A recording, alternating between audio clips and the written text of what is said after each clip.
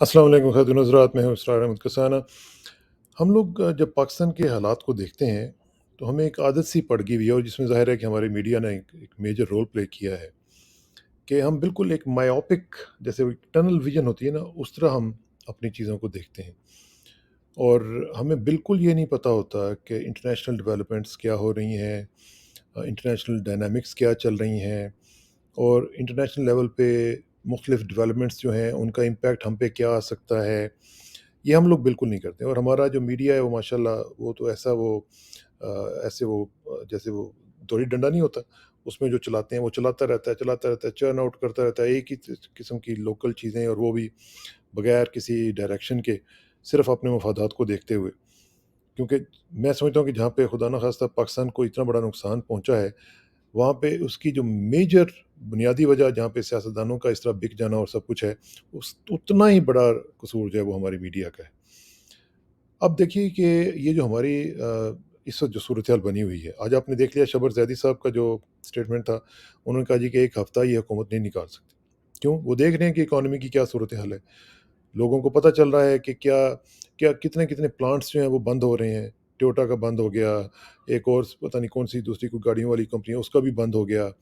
आहिस्ता-आहिस्ता सब कुछ shut down होता चला जा रहा है, और ये हम लीड करेगा उस तरफ, हमें सारी चीज़ों को, जहाँ पे खुदा ना खास्ता एक दिन जाके मुल्क शट डाउन हो जाएगा, और सारा अल्लाह ना करे खाकम बदहन हम वो दिन देखें कि जिसमें हम बिल्कुल ही फ़ारिग हो जाएँ।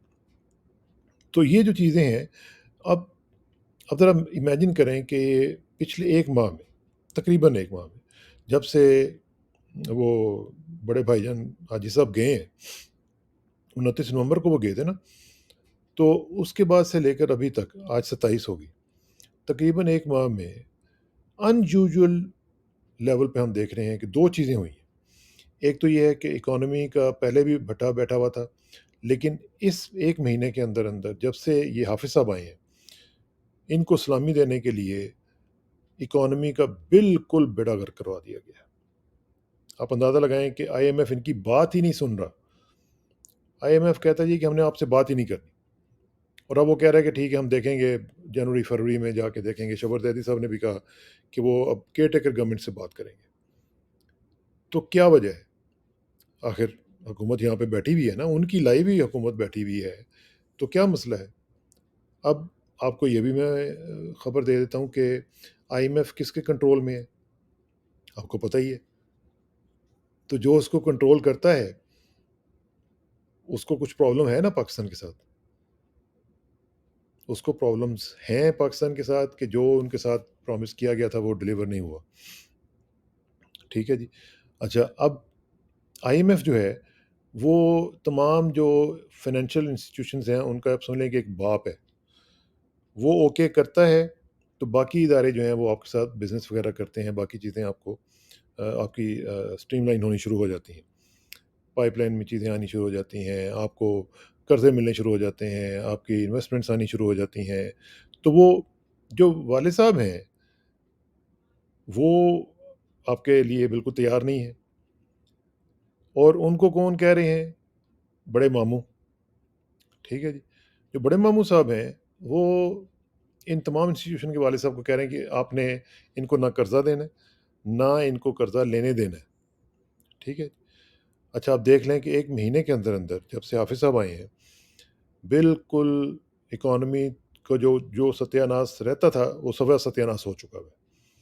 और ये इनके ऊपर एक तरह से प्रेशराइज़ किया जा रहा है कि आप इन लाइन आ जाएँ और हमारे साथ जो भी कमिटमेंट्स हुई हुई हैं, उनको पूरा करें।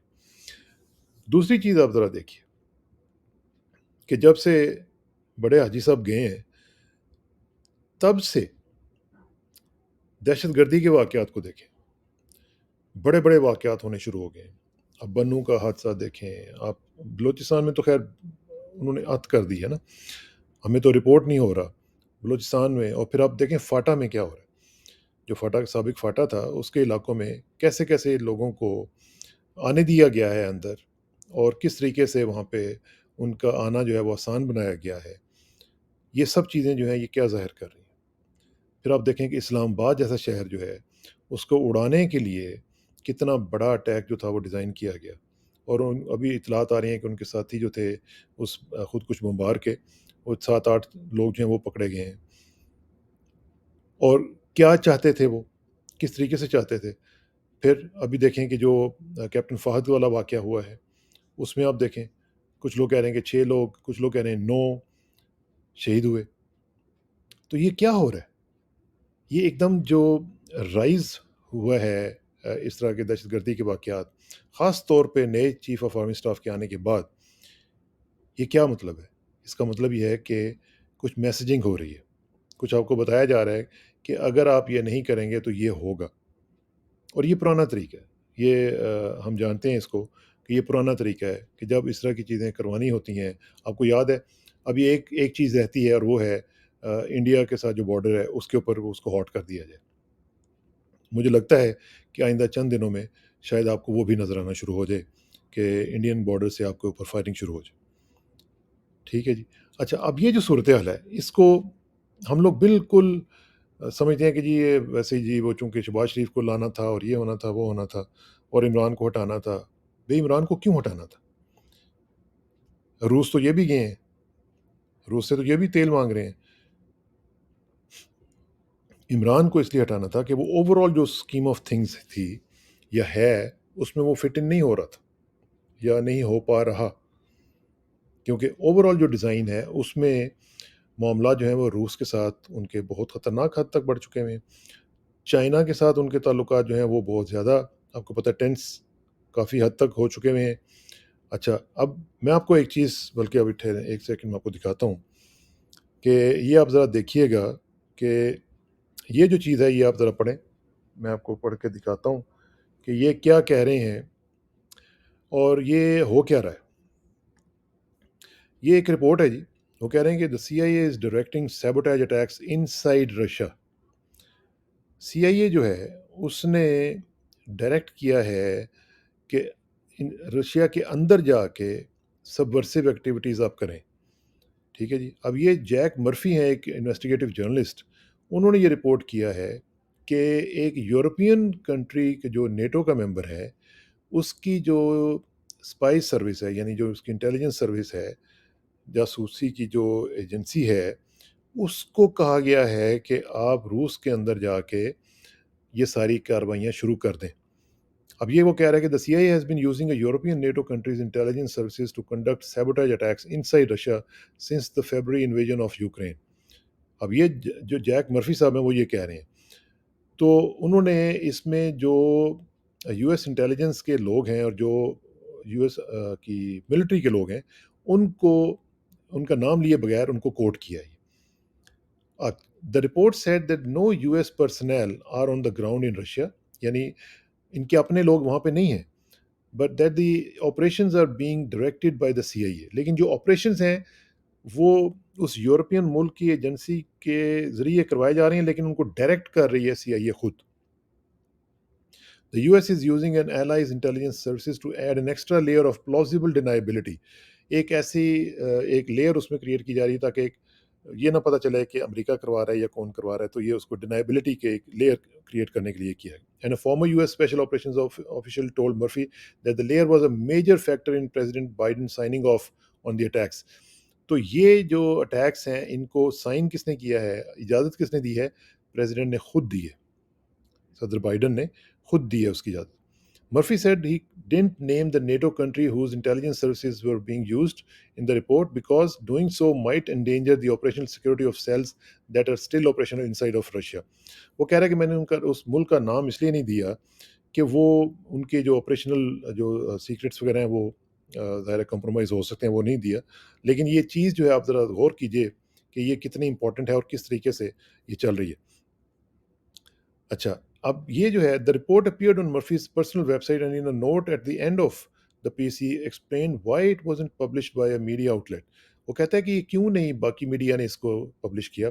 While working with editors at mainstream publications I was asked to do things that were illegal and unethical in one instance, and in another instance I felt that a senior CIA official was able to edit my article by making off the record statements before he leaked a story to the New York Times to undermine this piece۔ آپ یہ اندازہ لگائیں وہ کہہ رہا ہے کہ انہوں نے میرے ساتھ بددیانتی کا مظاہرہ کیا اور جو میں نے ان کو رپورٹ دی تھی اس میں انہوں نے چینجز کر دیں اور مختلف چیزوں کو جو ہے وہ لیک کر دیا نیو یارک ٹائمز کو۔ اب یہ جو صورتحال ہے یہ دیکھیں آپ کیا بنتی ہے کہ ایک جو جرنلسٹ ہے وہ یہ کہہ رہا ہے کہ وہاں پہ کیا ہو رہا ہے۔ اب اس کو میں آپ کو کیوں بتا رہا ہوں؟ میں اس لیے بتا رہا ہوں، اس کے ساتھ میں آپ کو ایک اور سٹیٹمنٹ جو ہے وہ میں پڑھ کے سنا دیتا ہوں، دکھاتا نہیں ہوں تاکہ آپ کا بور نہ ہو۔ آپ کو معلوم ہے کہ امریکہ کے ایک سینیٹر ہیں، سینیٹر لنڈزی گرہام، یہ بڑے مشہور سینیٹر، پاکستان بھی آتے رہتے ہیں، اور یہ ان کا تعلق جو ہے وہ یہ ساؤتھ کیرولائنا کے ہیں اور ریپبلکن ہیں۔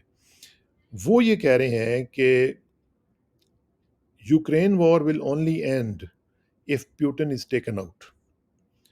وہ یہ کہہ رہے ہیں کہ یوکرین کی جنگ صرف ایک صورت میں ختم ہو سکتی ہے کہ اگر پیوٹن کو کھڈلیں لگا دیا جائے، فارغ کر دیا جائے، ٹھا کر دیا جائے۔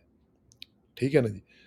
اچھا، وہ یہ کہہ رہے ہیں دی ہاکش senator says that the US should give Ukraine Grey Eagle drones.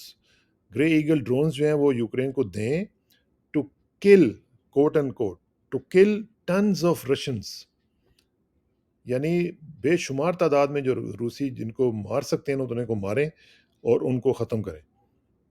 ٹھیک ہے؟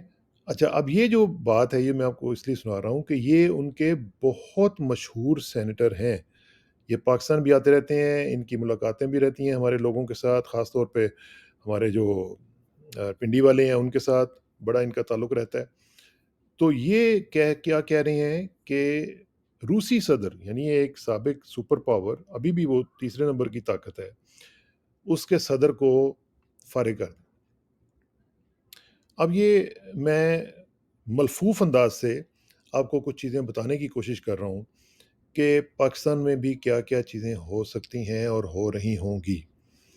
یہ بیہائنڈ دا کرٹن ہمیں نہیں پتہ، اور یہ اس میں ایک چیز میں آپ کو بتا دوں کہ جب سے یہ حافظ صاحب آئے ہیں، ان کے آتے ہی آپ کو پتہ ہے کچھ دن کے بعد ہی کون آیا تھا؟ ایک مہمان آیا تھا ہمارا، بڑا پروٹوکول اس کو دیا گیا تھا، بڑے سلوٹ ایسے کر کے جناب کھڑکا کے مارے گئے تھے۔